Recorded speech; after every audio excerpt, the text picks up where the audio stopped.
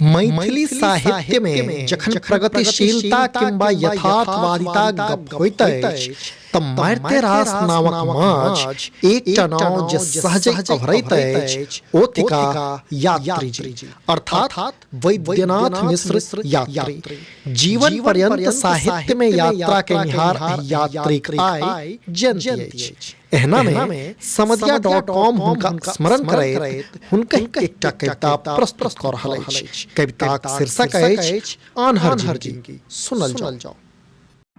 आन्हर जिंदगी सेहनताक ठेंगा सँ था है, बाट घाट आंतर पातर के खुट खुट खुट खुट। आन्हर जिंदगी चकवैल अछि, ठाढ़ भेल अछि युग संधिक एहि चौबट्टी लग, सुनय विवेकक कान पाइत केँ अदगोइ बदगोइ। आन्हर जिंदगी नांगैर आशा केर कान पर हाथ राखि कऽ कुम्हर जाइ छै।